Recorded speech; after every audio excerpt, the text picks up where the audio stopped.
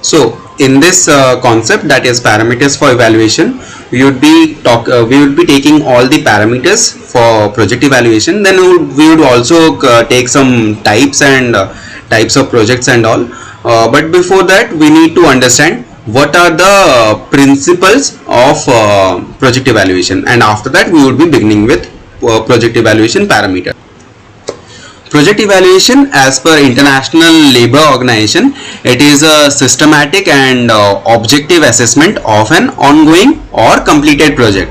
To go for impact assessment, the project manager needs to have a clear idea in the manner in which the project was designed, as this helps in understanding the baseline indicators and parameters based on which an expected impact was put in place.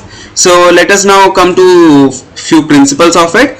The first principle would be performance, involvement and contribution to the organizational learning. As a part of development goals of the organization undergoes minute reorientation after each project.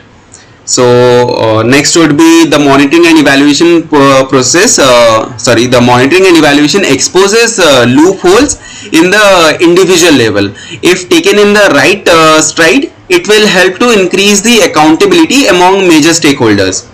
The right approach to being more accountable as a project management organization is to put in place strong measures for monitoring and evaluation, and this would eventually lead to the credibility of the organization. And this can also help to structure even more dynamic planning and review process for future projects.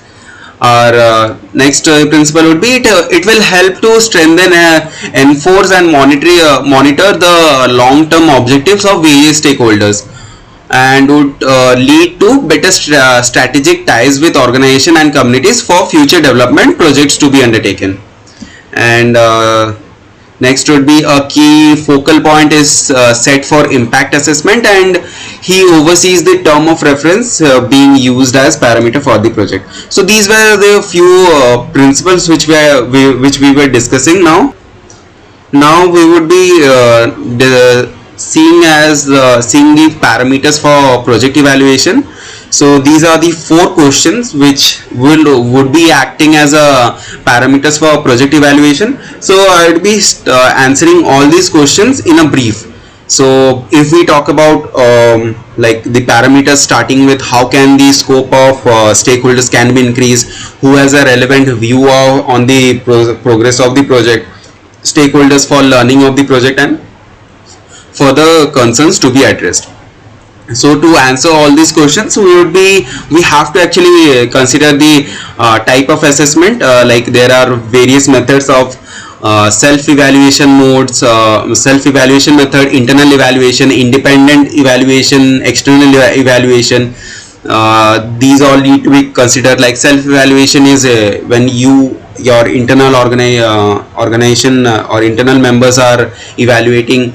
Then if we make a comparison between self-evaluation and internal evaluation, then let's suppose take a parameter of level impartiality.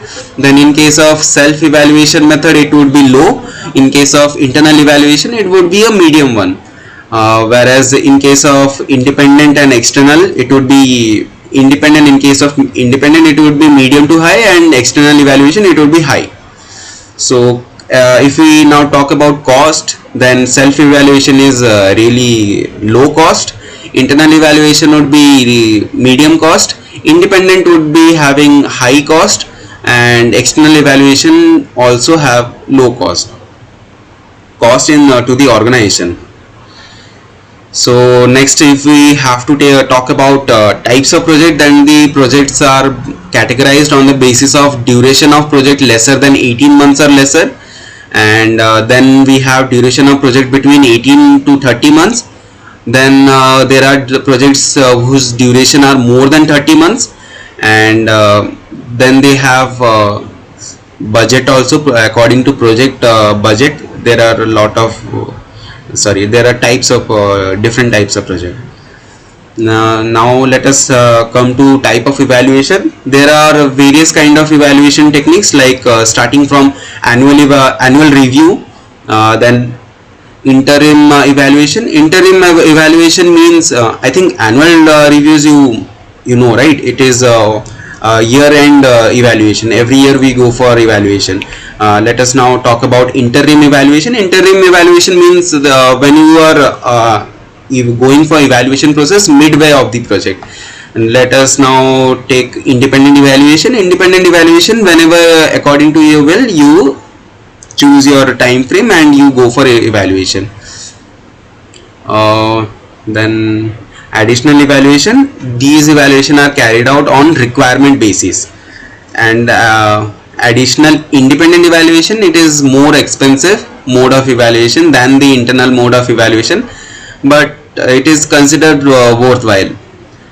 It helps us in dealing with projects that are new and different from the projects earlier undertaken by the project management agency. So this technique is actually recommended for the projects with a longer duration.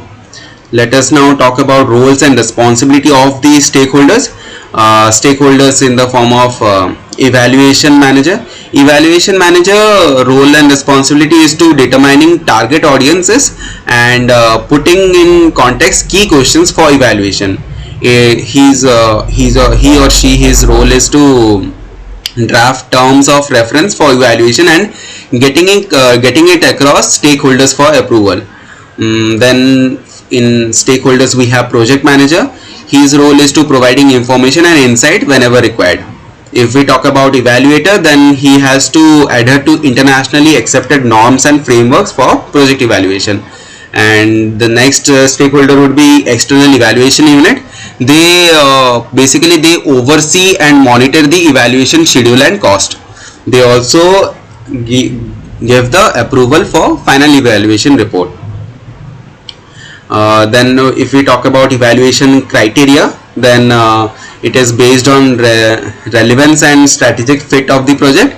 And this means that extent of strategic approach and it actually provides a extent of strategic approach and comparative advantage. What is it? It is basically consistency of steps undertaken with expected project outcomes. Then under evaluation criteria we have validity of project design, that is basically logic and coherence in project design. Then we have project progress and effectiveness, resource uses efficiency, how good we are using it, how optimally we are using it.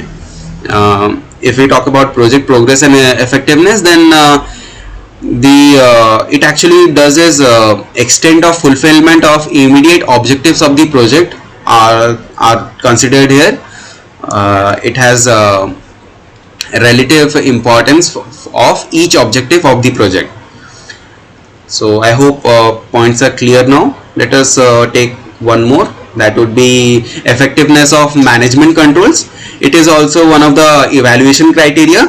What are its features is extent of management capacities utilized in running the project and seeking a more robust mechanism to run the project. So this is what it does is. And the last evaluation criteria which we would be taking for today's session would be impact orientation and life scale of the project. So in this, the orientation of project goals towards making a long-term self-sustainable impact is done. The durability and scalability of project in the long term and ability to replicate the model in similar situations are the features of impact orientation and life scale of the project. So this is what I was trying to explain in answering all the parameters of stakeholders, ownership and participation evaluation. I hope all the points are loud and clear. Now we would be moving to our next concept then.